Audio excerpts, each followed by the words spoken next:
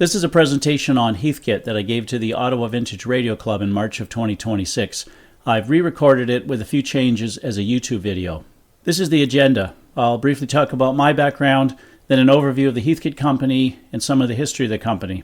I'll cover their major product lines with more detail on some of the more interesting products as well as some of the unusual ones. I'll say something about how to buy and sell Heathkits and some advice on restoration. Finally, discussion on Heathkit today, a summary, and a few references. I grew up in the Toronto, Mississauga area, but have lived in the Ottawa area since 1983. I've worked in the telecom and computer industry, most notably at Mitel and Corel, as an electrical engineer, software developer, consultant, and manager. I retired in July of 2025. Some of my interests are listed here. I worked on some technical computer books over the years. In 2013, I wrote and self-published a book called Classic Heathkit Electronic Test Equipment. In 2024, I wrote another book called Classic Heathkit Computers, Calculators, and Robots. Both are available on Amazon and some other sources. I've made over 100 YouTube videos about radios, test equipment, and retro computing. I've collected and restored tube radios for some years. I focused mostly on Canadian radios such as Northern Electric and Rogers. My first Heathkit was a PT-15 darkroom timer bought by my father when I was in grade 9 that we assembled together. When I got into ham radio in my teens, I bought a used Heathkit HR-10B receiver. Then after getting my license, a DX60B transmitter and HG10 VFO. I still have these and occasionally use them. I have other ham radio equipment as well. I started acquiring Heathkit some years ago and now own more than 100, mostly AM, FM, or shortwave radio, ham radio, and test equipment. More recently, I've also become interested in retro computers, Heathkit and others. I own a Heathkit H89. This past January, I attended a vintage computer festival in Montreal and displayed some of my collection. Heathkit sold consumer electronic products in kit form. The idea was that you could save as much as 50% over factory-built products by assembling it yourself. The kits included all necessary parts and components. Most kits could be built with little or no prior experience in electronics. They were renowned for the quality and level of detail of the instruction manuals. The manuals also covered theory of operation, troubleshooting, etc., so you could maintain the product yourself. Typically, no test equipment was needed for test, alignment, and calibration. You could get assistance at their stores, by telephone, or mail. As a last resort, you could bring or ship the kit to Heathkit to be repaired at a nominal cost. They had a chain of retail stores in major cities in the USA and Canada. They also sold through mail order. Many kits, such as test equipment, were also sold as factory-assembled versions at higher prices. They also sold training courses and hardware for the technical training market, mostly to individuals, colleges, and businesses. In Canada, they had a network of dealers as well as a number of stores across the country, including Ottawa. The history of the Heathkit company goes back almost exactly 100 years. Originally founded as an aircraft company, the E.B. Heath Aerial Vehicle Company by Edward Bayard Heath. Dealing in aircraft parts, Edward Heath also designed some airplanes. In 1926, the company offered the Heath Parasol airplane in kit form. The aviation industry was not as highly regulated in those days. It was moderately successful and can be considered the first Heathkit. Edward Heath was killed in the test flight of an experimental aircraft in 1931. Shortly after, the company's assets were purchased by Howard Anthony, and the business focused on selling aircraft accessories. It was at this time that the company moved to Benton Harbor, Michigan, where it was to reside throughout most of its history. After the Second World War, there was a large supply of surplus electronic parts on the market. Howard Anthony leveraged these parts to offer a kit for an oscilloscope. The O1 sold for $39.50, roughly half of what a commercially assembled unit of the time cost. It was very popular, and the company expanded its product line into more kits for test equipment and later amateur radio, hi-fi, and other products. Ironically, in 1954, Howard Anthony was also killed in a plane crash. After a brief period of time being run by his widow, Heath was acquired by the Daystrom Company and continued to expand with a larger factory and distribution centers in other countries. In 1962, Daystrom was acquired by Schlumberger Limited, a French oil exploration company, a rather odd fit, and the company continued to expand through the 1960s and 70s. In 1974, the Heathkit Educational Systems Division was formed to focus on the education and technical training markets. 1977 saw the introduction of Heathkit's H8 and H11 computers. These were immediately successful and attracted the interest of the Zenith Radio Company, which wanted to get into the computer business. In 1979, Heathkit was acquired by Zenith, forming Zenith Data Systems. The ownership of Zenith influenced Heathkit's direction from that point on, with an increasing focus on computers and less on the other product lines such as test equipment and amateur radio. Here are some ads for the Heath Parasol Airplane Kit. It's sold for under $1,000 and the buyer helped assemble it. There are still a few of these flying today. And this is an ad for the first electronic kit, the O1 oscilloscope.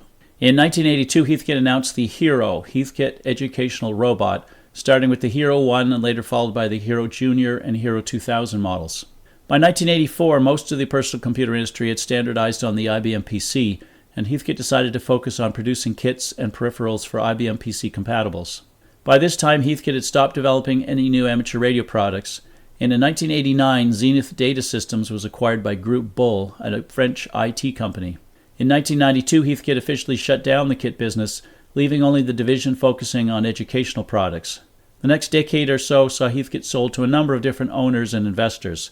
The stock of remaining Heathkit manuals was sold to Data Professionals, a company that sold reproduction manuals, along with the rights to sell and distribute them. Finally, in 2012, Heathkit Educational Systems filed for bankruptcy and shut down for good. This is generally considered to be the end of Heathkit as it had been known. In 2011, some new owners purchased the rights to the Heathkit name and announced a return to the kit business. Some proposed kits were announced which never materialized and the company went dark again. In 2013, yet another new owner of the Heathkit name announced the intention to return to the kit business. In 2015, they released the first new kit since 1992, the GR150 Explorer TRF AM radio receiver. 2017 saw the product line expanding to include the GC1006 Most Reliable Clock and AN-P2L Pipe Tenna VHF-UHF antenna kit. Also announced were pre-orders for their most ambitious kit, the $575 HM1002 Precision RF meter, which never actually shipped. Reception to the new Heathkit has been lukewarm, with most people unimpressed by the kit offering or pricing. While they still sell a few kits, they don't appear to be expanding their product line. These are the H8 and H11, the first Heathkit digital computer products offered in the early 1970s. This is the Hero 1 robot. It was mostly intended for education. Today they're very sought after and collectible.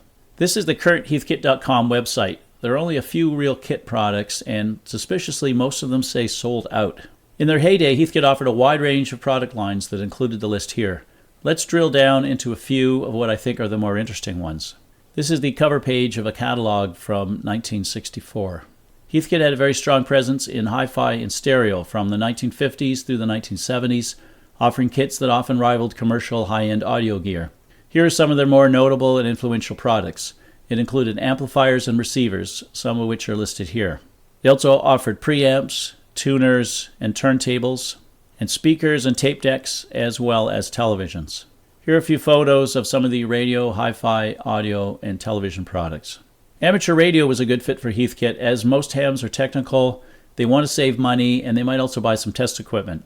Heathkit sold several significant and popular amateur radio products, with the HW101 HF transceiver and the SB series of equipment being among the most well-known.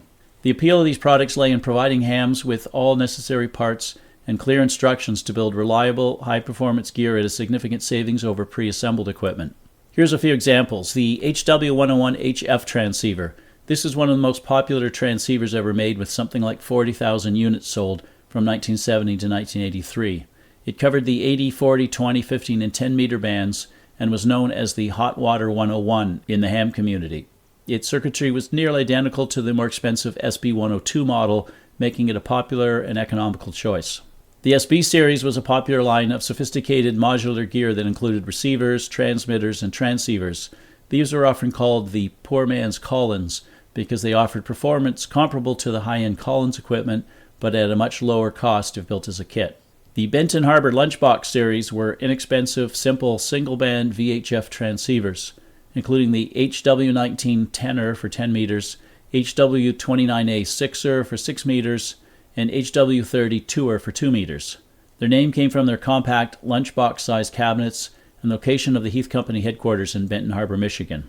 The earlier DX line included the popular DX100 and DX60 models and were widely used tube-based transmitters. The AT1 was Heath's very first amateur radio kit, a simple CW or Morse code transmitter that was very popular upon its introduction in 1951. Heathkit produced powerful linear amplifiers such as the SB200 and SB220, which were highly regarded for their price and performance and remain in use by hams today.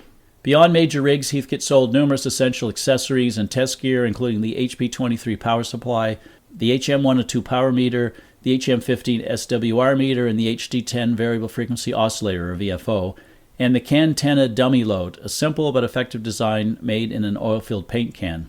Much of this equipment is still being used on the air today.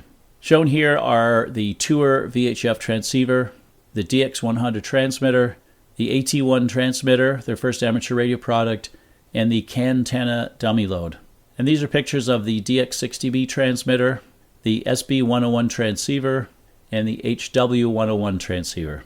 In the area of test equipment, Heathkit started with an oscilloscope kit, then moved on to vacuum tube voltmeters, and then other equipment. Some of the major categories are listed here, and a few representative test equipment items are shown here. They often found creative ways to allow someone without instruments to test and calibrate the kits, like using pre-aligned coils and precision resistors, or using a shortwave radio receiver. Heathkit first offered some analog computer products in the 1950s and 60s. They briefly sold pocket calculators in the 1970s when they came on the market. They introduced the Intel 8080-based H8 computer in 1977, which was similar to S100 bus computers. Initially using cassette tape or paper tape for mass storage, they later added floppy drive support so it could run CP/M or Heathkit's proprietary HDOS operating system. They also introduced the H11 mini computer, a kit version of DEC's PDP-11, which ran a smaller version of its RT11 operating system. The H8 and H11 required a serial terminal, which Heathkit also offered. The H89 was a Z80-based all-in-one computer, compatible with the H8, which included the display and keyboard. The next generation computers were the H and Z100, which had an Intel 88 CPU and could run an OEM version of MS-DOS. In the 1980s and 90s, they offered IBM compatibles such as kits and some factory assembled. And they also offered the Hero 1 robot in 1979, followed by the Hero Junior and Hero 2000 models. At left is the EC1 analog computer. These were tube-based. In the 1970s, they sold calculator kits. Low-cost pocket calculators made the slide rule obsolete almost overnight in the early 1970s. Shown here again are the H8 and H11 computers and the Hero 1 robot. I'll finish up with some of the more unusual products. At left is the Big Meter. This giant meter actually operated and was intended for classroom instruction on how to use a vacuum tube voltmeter. The Boonie bike was a quite well-known and popular mini bike. It could support an adult and even had an optional ski for running in snow. They later offered the Hilltopper model. The Conelrad alarm would automatically turn off an amateur radio transmitter if there was a civil defense emergency, in other words, a nuclear attack. The theory was that enemy missiles might use the signal from a transmitter to home in on a target city. In the early 1980s, Heathkit tried offering a line of furniture and clocks which needed to be assembled and finished. They were made of high-quality solid wood. Heathkit was well known for their electric guitar amplifier kits, but they also dabbled in selling guitars for a while. And light organs were all the rage during the disco era. Heathkit offered one on this page from a 1976 catalog. And at bottom, the Heathkit log splitter wasn't typical of the usual high-tech electronics products that were offered. This ad is from the fall 1981 catalog and features two references to the energy crisis. In 1974, you could have been one of the first people to own a microwave oven. At $559, it was equivalent to over $2,500 today. The unit to the left of the microwave, which looks like a dishwasher, is actually a trash compactor kit. And Heathkit offered a couple of pinball machine kits. This one was made in conjunction with Bally, a maker of commercial pinball machines, and is from a 1978 catalog. Here I put down some thoughts on sources for buying and selling Heathkits. Most of this applies to any electronic item such as vintage radios. Some of this is subjective and you may or may not agree with it. Restoring Heathkits is much like restoring vintage radios or other electronics. Typically you want to replace electrolytic and paper capacitors, resistors that have shifted in value, and so forth. One challenge is finding unique parts such as transformers, knobs, faceplates, unusual potentiometers, and switches, etc. In the area of safety, you may want to add a 3-wire line cord, a fuse, and safety caps, especially if the unit will be used on a regular basis. Or you may want to leave the unit as close to original as possible, especially if it's rare or kept only for display purposes. Some test and alignment instructions may need to be done with power on, and some of the older kits didn't stress much safety. For example, diagnosing a radio by touching a screwdriver held against a finger at various stages. An advantage of Heathkits is that the original manuals covered the full assembly, test alignment procedures, and the theory of operation. Some of the unique challenges to Heathkits were the fact that the quality of build varied and sometimes the units never worked correctly. Also, alignment may have never been done correctly due to inexperience or lack of test equipment. There are differing opinions on whether to modify designs. Many mods are out there, ranging from simple component value changes to converting from tubes to solid state. In my experience, in most cases the original designs worked as intended, and the mods don't provide significant value unless it's something like using a better component than was available at the time. As mentioned, Heathkit.com is still selling some kits as well as manuals for the legacy products. They acquired the company that was selling manuals. Heath Zenith was a recognized name for doorbells and motion sensing lights and products. The Montreal-based Globe Electric acquired the ownership of the Heath Zenith branded products in November of 2021, and it continues to be used for a variety of lighting and security products sold in major retail stores across North America. At bottom right, various companies and individuals sell replacement parts, new circuit boards, etc. for legacy Heathkit products. This one, Hayseed Hamfest, sells capacitor kits, including multi-section electrolytic can capacitors for many Heathkits.